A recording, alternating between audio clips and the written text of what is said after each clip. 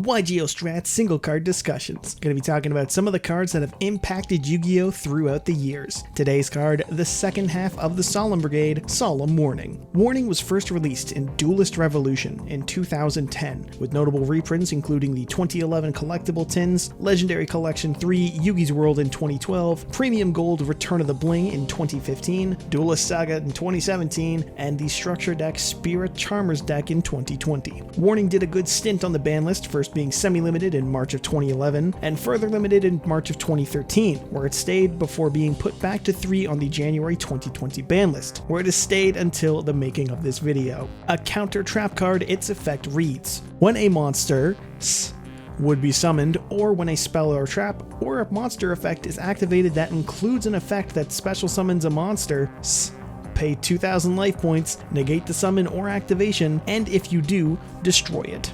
In 2010, Yu-Gi-Oh! Was at a point where individual monsters could threaten game thanks to their powerful effects. Dark Arm Dragon, Judgment Dragon, Gazaris, every good synchro monster had all proven at one point or another to be powerhouses, and other than Solemn Judgment, thanks to the game's old rulings on priority, there was really no way to keep your board safe. For a quick reference, up until 2012, Yu-Gi-Oh! In the TCG played with priority for the turn player, meaning ignition effects could be activated on summon before the opponent could reply. So even if you had a bottomless trap hole for a Dark Arm Dragon, let's say, they could activate Dark Arm Dragon's effect to pop another one of your cards before it was gone, effectively getting 2 for 1 in that scenario. That would get a lot worse in terms of cards like Judgment Dragon. That changed with Warning's release a little bit.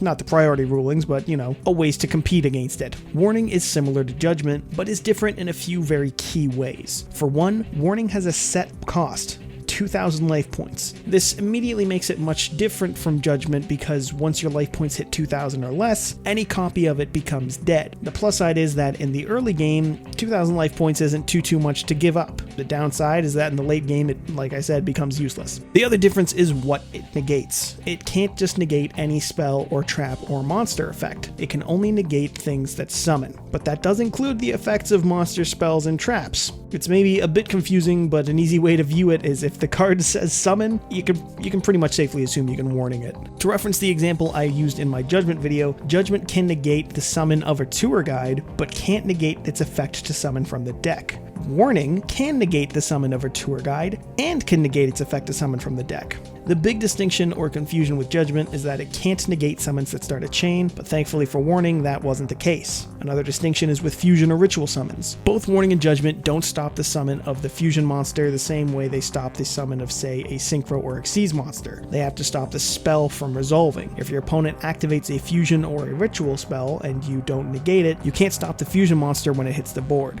as its summon is off the resolution of the spell effect to summon it. Just technical ruling that I feel is worth mentioning. In terms of competitive play, by the time it was released, players already knew the value of negating summons. It quickly found a home at 3 in multiple decks, and for a time, after it was semi-limited, running 2 Warning and 1 Judgment had earned the name of the Solemn Brigade. Like Judgment, it eventually fell out of favor over time as combo decks became more and more reliant on extenders and opening starters. But unlike Judgment's versatility that has earned it a spot in decks to this day, Warning's niche isn't as versatile compared to the OG counterpart. Most decks would rather run in-archetype cards or less specific disruption like Ice Dragon's Prison or Infinite Impermanence rather than Warning. The card doesn't see as much play in the modern game, but that is by no means because it's bad. A well-timed stop of a summon can make or break a duel, and even if it's not in the meta, it's a great and inexpensive staple thanks to its countless reprints. It's also worth mentioning that Macros Cosmos is a floodgate that you can Solemn Warning. Despite it being known for banishing, it does in fact include an effect to summon from the deck. So even if they don't run a copy of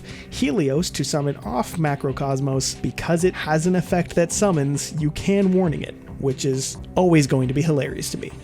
But yeah, overall, the second Solemn is a solid one that has won many games in its day, and that helped shape the impact Solemn as a series had on Yu-Gi-Oh! And so, that's our look at single card discussions, Solemn Warning. Stay tuned for our next video. Feel free to suggest some cards to review or what type of video you'd like to see. Don't forget to like, and as always, subscribe to YGO Strats, so you too can become a true duelist.